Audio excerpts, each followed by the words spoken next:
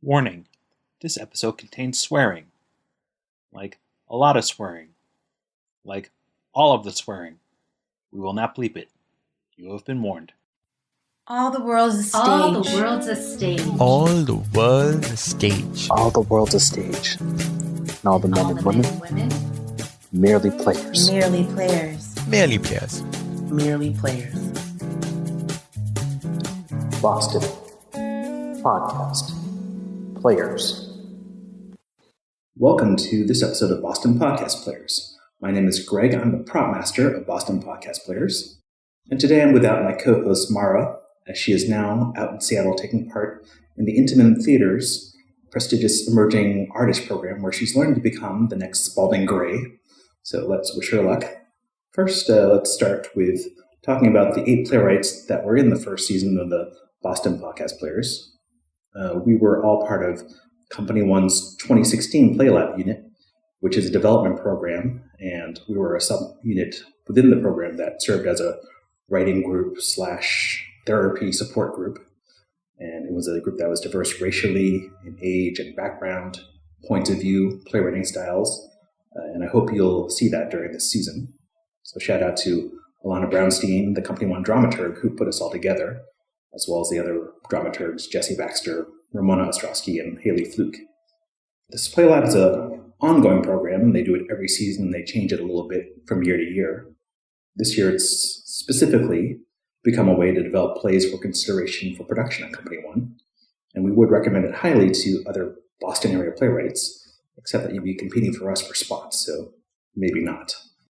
And our next featured playwright is someone who liked the Company One Play Lab so much he did it twice, both in 2016 and this year in 2017. So welcome to the Boston Podcast Players, Ken Green, author of 16-inch. All right, how you doing? Pretty good. Glad you can join me. So now the play we're featuring today is called 16-inch, and it's about a neighborhood softball team in Chicago. Can we assume that you brought in your own experience there? You can assume that pretty well, yeah. That was, a lot of aspects. I mean, the overall action going on, the theme of this softball thing, that's definitely from Chicago. That's the game in Chicago. It started there, and people kind of hold on to it tightly. There's other versions, of course, of 12-inch with the mid. The title 16-inch refers to the exact size of the softball. Yeah, exactly. The Chicago softball 16, not the 12-inch. They play with the mids. They don't recognize a 12-inch. Oh, they play it there, but they look at them with disdain. They don't get a whole lot of leeway. And that's mostly because, as the cities change, a lot of nearby graduates from Big Ten schools around by Michigan, wherever, they move there, and they grew up playing it, so they bring it to Chicago too. But there's still a group of people that hold on to the 16 inches. Even a museum in Chicago dedicated to 16-inch softball. Yeah. So the excerpt we're going to hear focuses on 2 characters on the team in particular, but the play includes the whole softball team, basically, who have wildly different backgrounds and viewpoints and personality. Can you talk to us about the big canvas you used? Yeah, it's I'd like to use people that I know as a starting point for trying to write something, because it gives me I can hear their voice and give me a little grounded. That's the reason my style. I can ground those characters into real people, and while they may not do the same things that real people did, I kind of think, okay, this person here is this. I know they talk and think kind of this person's here. And softball teams I played on in Chicago, 16-inch, they were that kind of mix of people. They were usually I played bar teams, and it was this huge mix of people. And you had different things going on, different characters and whatever like that. And that sort of carried over to writing this. And while the situation of the play is nothing that came up, but it's just that, I had a situation how would these people handle it, or how would they deal with it? And the overall theme is not to say softball is used that as a vehicle to tell the story, but it's about change. And I use the 16-inch, 12-inch, quote-unquote, controversy as the starting point for it. But it's basically about how neighborhoods change, cities change, who owns what area and what traditions get to stay and what get forced out as new people move in. And that's not a Chicago thing. I lived in Denver, same thing there. Lived here in Boston. One of the first stories I ever read in a local paper, community paper here in Dorchester, was about how the residents of, I think, Southie or whatever they call it, they were kind of mad that the quote-unquote yuppies, the term they still use was shopping, were moving in and changing everything. And I'm like, yep, nothing ever changes. It's like that all. But that change means nothing ever changes. Yeah.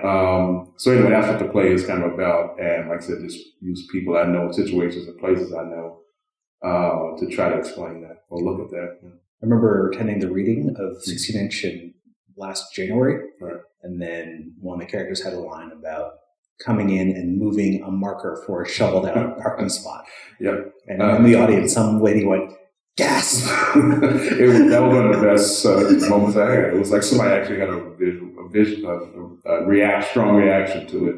And it was like, called that whole thing of like, they call it dibs or whatever. We didn't really call that in Chicago, but it was the same thing, like you shovel out a spot, it's yours. Yeah, well, that's a neighborhood by neighborhood thing. If you do that in Southie, you move someone's chair, that's trouble. You do that in Back Bay, you can't really do that in Back Bay, South End as much. Neighborhood by neighborhood, street by street, probably.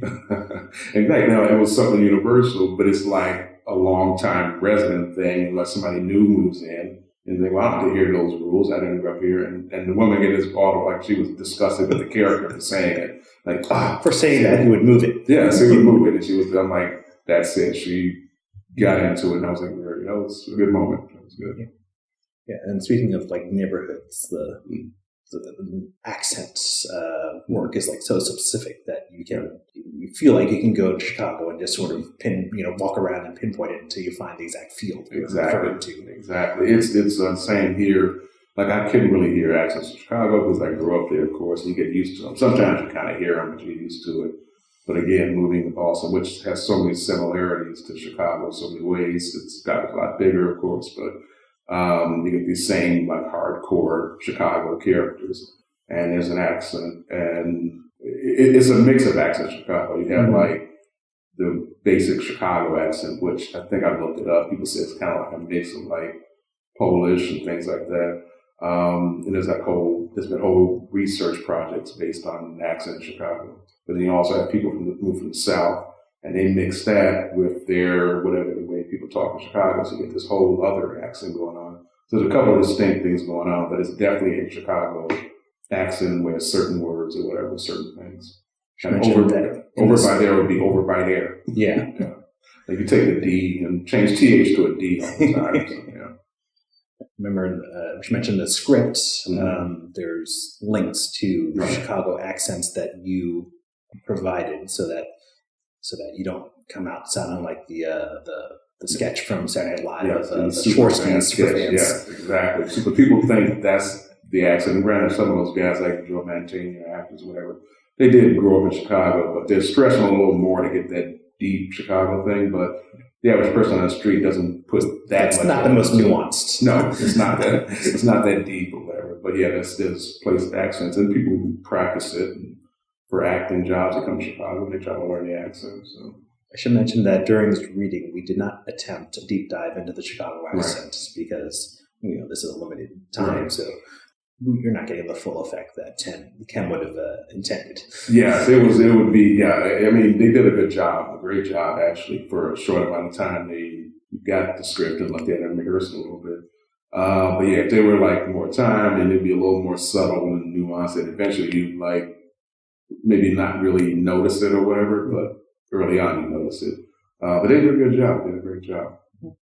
Speaking as the person who played the minor character, thank you. No. Well, I didn't say your Chicago accent, but I didn't say that. We're still working on it. We're going to take you to Chicago, give you a few, hot dogs, and we said, take you to a White Sox game, and it'll be fine. So this podcast, we hope, will lead people in it to bigger and better things. But you already had some things happened based on the play. The recording we did was last December. That'll be a whole calendar year almost by the time this airs. So what are some of the things that have happened since then?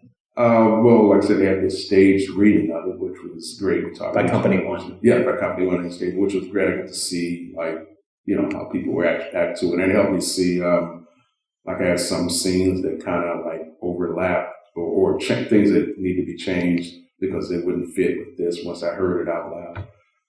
And also they were I added a whole nother a play within the play, because originally it didn't have The scene set in the past? Yes, it now has a section about the guys who invented the game. Right.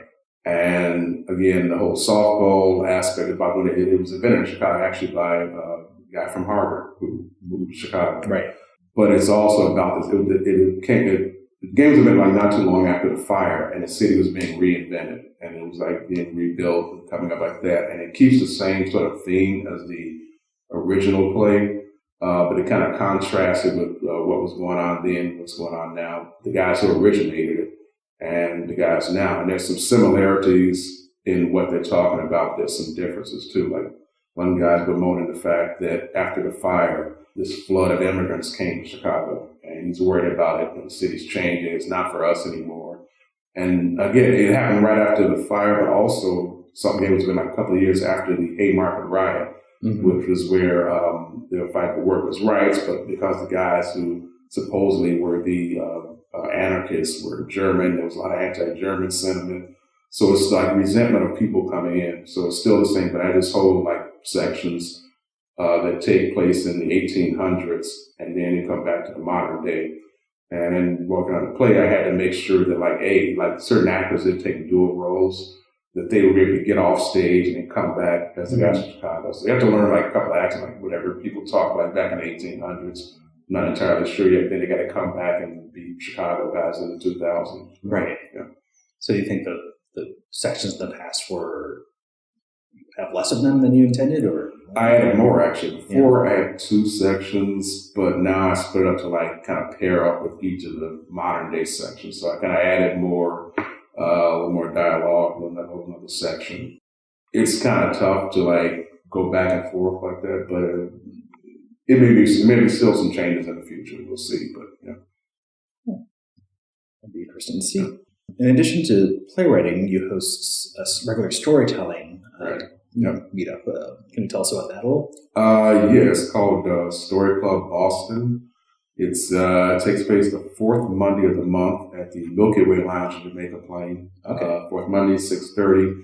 And originally it started in Chicago, strangely enough.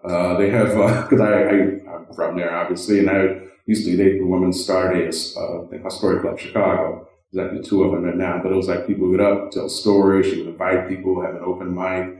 And the difference is, like, I know there's other stories, like, here we have Mass Mount in Boston and also the Moth. But our difference is ours is that we also, like, if you desire, you can read it from the page. There's no restrictions from, like, I'm be a performer and memorize it. But some people are just writers. Yeah. And they're not performers, or they don't memorize that. And we just want to have a good story. It doesn't, if that's more, you feel more comfortable doing it that way, you come down and do it that way. So we have our show that's at 4th Monday of the month. It's an open mic? Yeah, we have an open mic. We have featured performers. We invite in, and we have a lot of, we've had different people, a lot of stand-up comedians in town love to do it, but they get the chance to do something a little different. Local writers we've had come down. We've had like the guy who was voted the best bartender in Boston came down and did a story.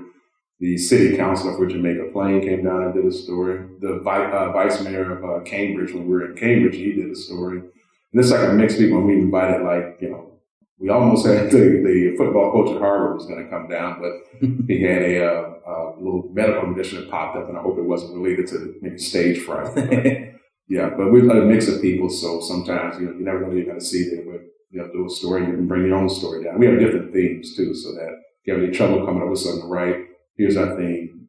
You can find out at our website is storyclubboston.com. Not hard to remember. So how representative is 16-inch to other things that you do? I noticed on New Play Exchange you only have 16-inch listed. Yeah, I have a bunch more, but it's related because, I said a lot of things in Chicago because I like to write what I know, and that's what I know. And it's kind of like semi-based on people I know, but they're all like really blue-collary type people. Like I have others that I read that I haven't put on the website yet. I just want to see I was just discovering it. I still haven't figured everything out for that website. But I had one that was in a Houston 10-minute play festival a year or 2 ago that takes place on the Chicago subway. It was like a 10-minute play. It takes place on the subway. It's like different characters. People are riding to work, blue collar guys, and you know, there's a homeless guy in the play. There's an evangelist in the play. There's a guy selling in Chicago, used to sell socks on the train. Like a guy would come through each train car and he sells socks, tube socks or wallets or whatever like that. But he encounters the evangelist, and they have a little standoff about, like, you know, who's selling what. You know, she's selling this, God, and he's selling socks. And Socks versus religion. Yeah, you know, he said they're the same thing. We're both selling something, all right? So, yeah. But yeah, that one, and that one I'm writing about. I used to work at Target a while back when I lived in Denver. So I'm working on something about that, about the whole retail scene, or like what is, like, you know, like people working in retail, how they're like disregarded a lot of times by both the management and the people who are there. Right. And they form this little group, and it's like not an army, but you kind of like, you know, relate to each other in a lot of ways. And there's some similarities between them, but then there's a lot of differences. But it's just this whole machine of retail where they just, you know, get the next body in there. So they're all blue collar. My things are all blue collar, kind of stuff. And you also write fiction as well, is that right? I used to do it a lot more. I've written for a couple of, included in a couple of books, anthology and stuff. And actually, I just do poetry too. I used to be in Chicago Poetry Slam. I have a couple of pieces that were in books and some other stuff. Yeah, I just kind of like push that back. I like to focus on the playwriting. So. Mm-hmm. So you were from Chicago, so what brought you to Boston? Marla always loves to ask. What's that? Marla always makes sure you ask why Boston and what do you like about it, or Boston, because I've got a job here, so I'm following her. She's the one with the PhD. I have nothing, so it's like, hey, okay, I'm going to follow you. Which is the reason why I moved to Denver. She had her project there. And then she moved here for a job as a teacher, and now I'm working at Harvard. Yeah, so I followed her here and stuff. And I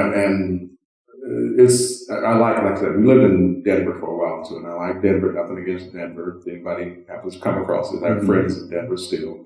But it wasn't my cup of tea. I'm like, I'm from Chicago. I need a subway. I need noise. You know, I need I was going to say I need a gunshot every now and then, which, you know, I don't want anybody to get hurt, but, you know. But Denver was very quiet, and it was a nice place, but I don't ski. I don't hike. I don't, you know, bungee jump or whatever they do. I don't know if that's what everyone does there. Yeah, you know, I'd be waiting on a bus and a guy would just come swinging down right next to me. I don't know where he came from. But Boston's a little more like Chicago, a lot more like Chicago, which I do. We got a subway here, you know, it's like, you know, a lot of people, and people I know, like I could go to a bar here and meet people who I could take them from here and put them in Chicago and wouldn't skip a beat. They're the same people. It's different accent though. Yeah, exactly. Well, that's true, different accent. But I mean, I think, you know, some guys will get away with it. So, I mean, there's some similarities in accent that I found kind of strange too. But yeah, and that's the other reason why I like it here. It's more of a thing going on. And yeah, I like it a lot better. And what is the phone call you would like to get from someone hearing the podcasts? Oh boy, I don't know. Someone should happen to get a hold of you. Maybe they're part of a theater administration or something. Yeah, we're gonna put this play on. I would really somehow, I don't know if it could be done. They could do it actually outside in a softball field, and that'd be weird. Like, yeah, something that takes place in the past. I don't know how they could do it. I would like to take place out on an actual softball field. It shouldn't be too hard. Well, but then I would worry about, like, how would people hear them? Would they have, like, all wear little mics, which I guess they could do? And then, like, the old scenes take place inside the place where the softball was invented. They call it Farragut Club in Chicago. I don't know how they can recreate that outside, but if they could do it, that'd be great. But yeah, do it like on an actual softball field where you guys sitting on a bench and talking and relating to each other and stuff. Yeah. It could be like a drive-in movie where they broadcast it on a radio channel. That's true. That would work. I mean, like the miking up guys, I guess they could do it. Technology now is something I don't understand, so I'm sure they could figure out something to mic them up. I would say miking up's not the problem. It's sort of the broadcasting. And if it's just loudspeakers at a ballpark, it's all echoey. Yeah. Oh, right. But if you can get it into earbuds, then that would solve it. So yeah, you're We both didn't. That's the call I want. They can do it, and actually, they can do it like somebody from Chicago said. We're going to put it on at Waveland in Wrigley Field or wherever the Cubs or wherever the White Sox play.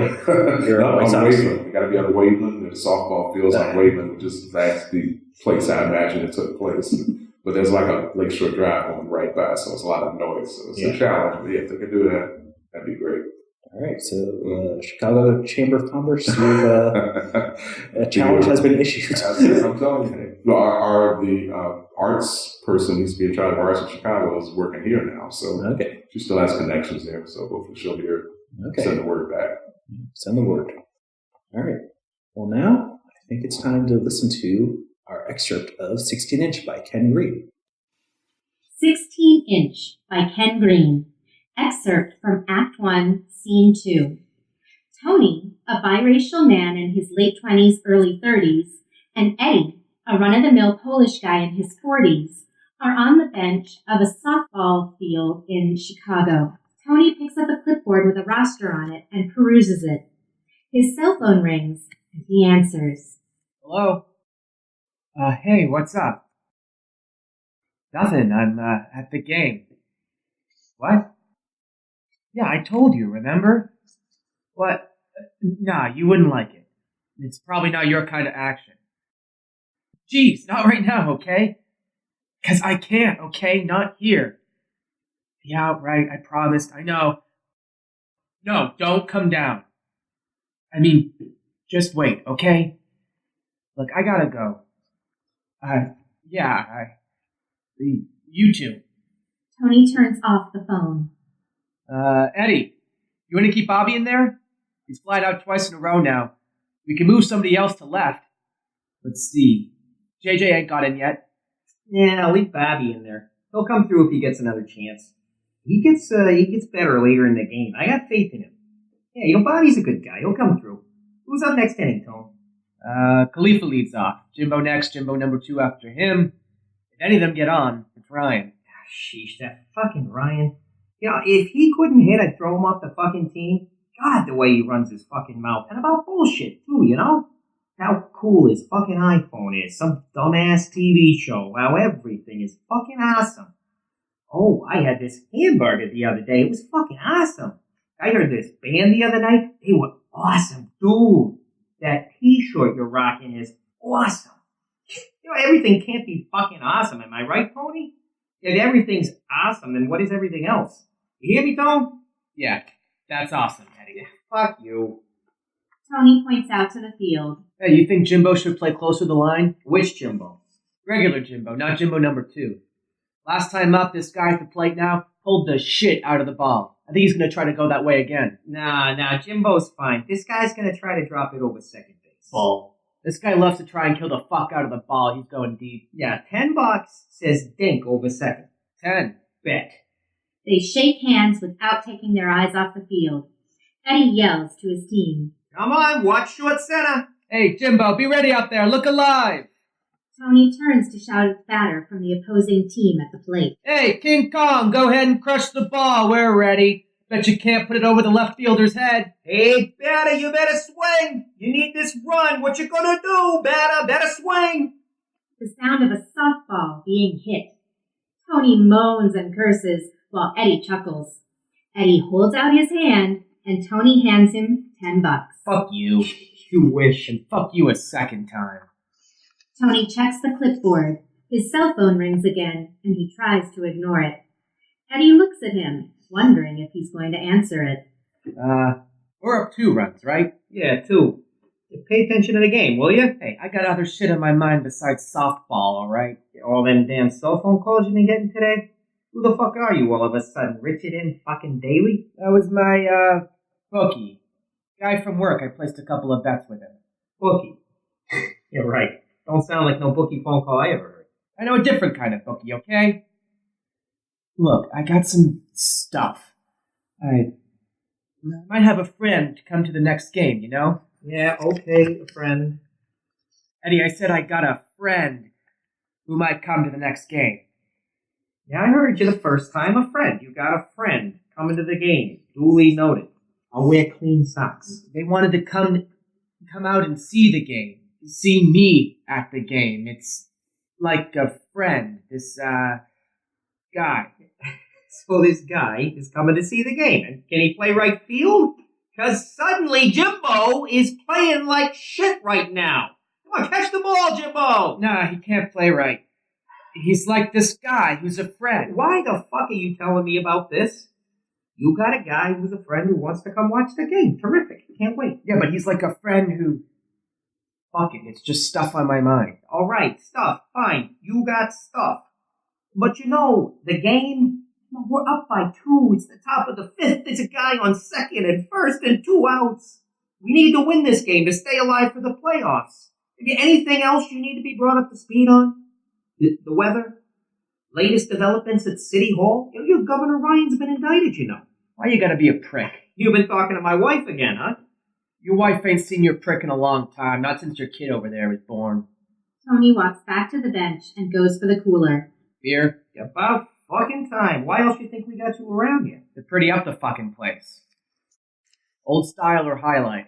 Come on, Tony, you know me. What do I fucking drink all the fucking time? Alright, high life. Jeez, God forbid you like change or anything. Little Shotsky? What do we got? Come on, Big K. Come on, Kevin. Don't give this guy anything to hit. Be a pitcher.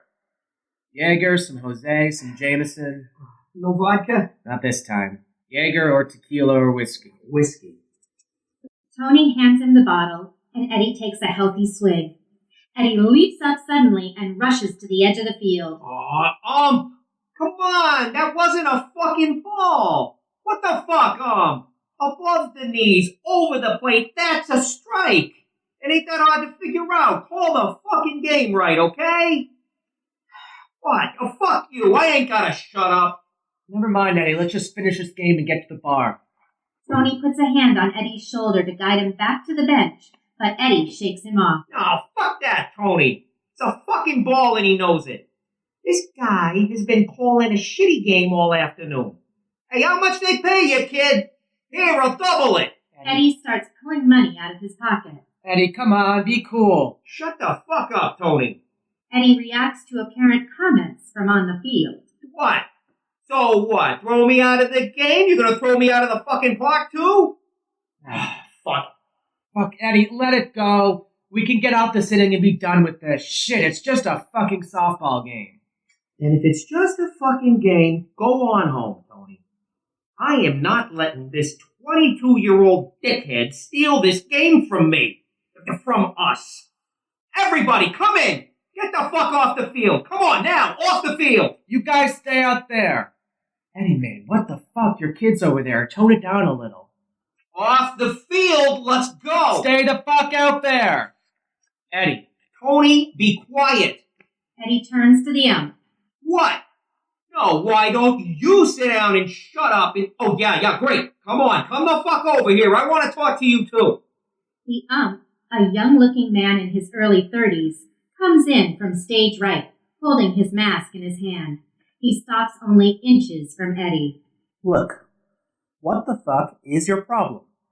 Your pitcher threw a ball, it missed the right corner. Deal with it and let's finish the fucking game, alright? The ump starts to walk back to the field, but stops and turns back to Eddie. When you pull your guys off the field, you forfeit, got it?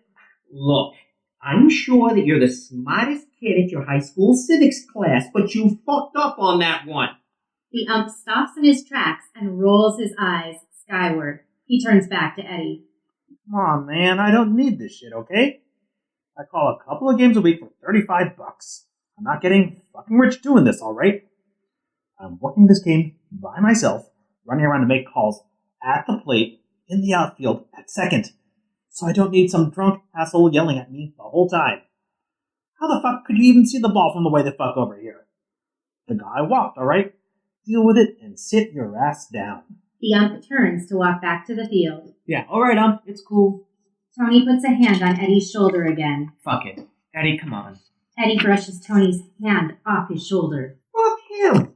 Drunk asshole?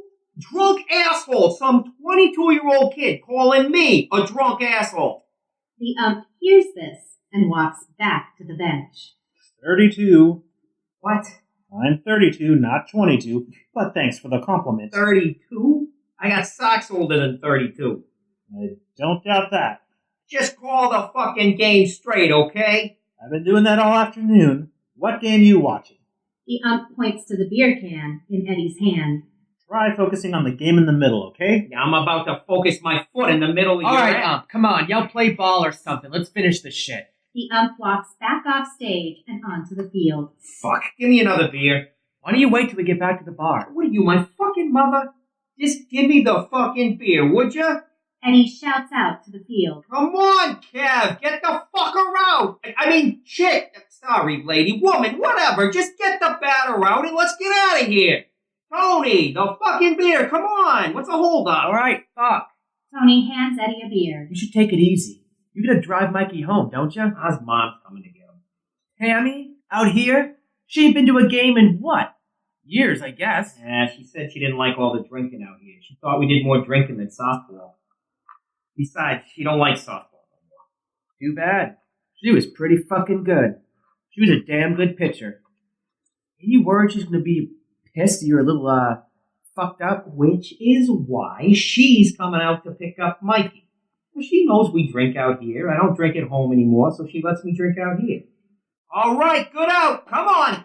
One more, Kevin. Come on, Big K. One more. Strike this bum out. Game time, baby. She's still talking about moving? Yeah, she's still talking about it. She's trying to tell me it's time, says the neighborhood's changing for the worse. She's worried about Mikey and all, and little hoodlums running around the neighborhood now. She even picked out a place. Where's that? Oh, some fake-looking little house out in Melrose Park or some shit like that. She's been showing me pictures and brochures and shit she's downloaded from the internet. You know, all the fucking houses next to it look exactly the fucking same. You know, if I get drunk out there, I'm going to come home and I'm going to go to the wrong house for sure. You do that now. Yeah, but here the neighbors just push me out in the street and point me in the right direction. Oh, for fuck's sake, Jimbo number 2, catch the fucking ball! Go 3, get the guy at third! Oh, shit! Fuck. Fucking shit! No big deal, we're still up a run. We can get this last out. Kareem! Shift over to the left! Kareem! Hey, Kareem! Why the fuck ain't he moving? Because his name's Khalifa. That's why he's not moving. He's told you like 17 times he won't answer to nothing else but Khalifa. Oh, for crying out... Mr. Khalifa! Would you be so kind as to check the runner at second since he is taking a big fucking lead off the bag? Yeah, thank you, Mr. Khalifa! Jeez. What is with those people? Why do they gotta have those weird-ass names? What the fuck kind of a name is Khalifa, anyway? I don't know, I'll go ask Stanislaus, Alphonse, and Seamus. Yeah, you're a fucking funny guy. You know that? It ain't the same thing, and you know what I mean. What's the difference? Oh, because them people, they make those names up. Khalifa, Shaquila, Jamil Quintella. Every name was made up at some time, Eddie, and a lot of names sound funny to somebody else. Hey, who are you, the fucking UN? Stanislaus. Now that's a funny name. There ain't nothing wrong with Stanislaus. It's a, it's a traditional name. Stanislaus. Stanislaus. Yeah, that's a funny-ass name. Stanislaus. Stanislaus. Stanislaus. Yeah, okay. I gotta admit, that's a pretty fucked up name. And I'm fucking Polish. You know, I got an uncle named Stanislaus. You know, come to think of it, he makes everybody call him Stan and, oh, fuck, Bobby! Die for it! It's okay to get your clothes dirty! We're only up by 1 now. I know that. You know, they did teach me math at Queen of Angels, you know. They might have taught it, but you weren't there. My brother told me about you guys, cutting out of classes and wandering the halls, taking advantage of that poor old half-senile nun. Yeah. Sister Muesli. Oh, yeah, we used to call her Sister Moose. And telling her that you and Gino weren't cutting class, that you two were out collecting for... What the fuck was it again? The Croatian Children's Soccer Shoe Fund. That was your brother Gino's idea. He came up with that shit. Yeah, that sounds like something Gino would come up with. Croatian Children's Soccer Shoe Fund. Jeez. How the hell were they going to check up on that? And besides that poor old senile nun, Sister Moose, She used to beat our asses with a paddle as thick as the Bible itself. Eddie passes the bottle of whiskey to Tony, who takes it and drinks from it. Yeah, your brother and me. We did some shit in those days. Oh, what the fuck is I gonna do out in the fucking bird's home? I don't know, Eddie. It's a whole other world from Sacramento and Montrose. End scene. 16-Inch was written by Ken Green. To learn more about the playwright, you can find him at newplayexchange.org/users/8634/Ken-Green. Tony was played by Joe Juknievich. Eddie was played by Dan Gelinas. The ump was played by Greg Lamb. The stage directions were read by Allyson Lazar. Special thanks to our host, Mary McCullough. Follow us on Twitter at BossPodPlay, BossPodPlay, and on Facebook. Please rate us on iTunes or your podcast player of choice. You can support us on Patreon at BossPodPlay. Our theme uses music from Snowman by the Neilds. See www.neilds.com for more info about their music. Playwrights, if you have a script, do not send it to us. We will never have time to get to it. Steal this podcast idea instead. On the next episode of Boston Podcast Players, we go and spill some family secrets. We share so much in common. I can help you. Help me? You're very good at that. I know how it feels to be angry, to have that hatred coiled inside of you, twisting you inside out. You took my son away from me for 10 years. I had to beg to see him. I made one mistake, and you never let me live it down. Ghost Stories by Rosa Nagel. Downloaded on the first Monday of the month.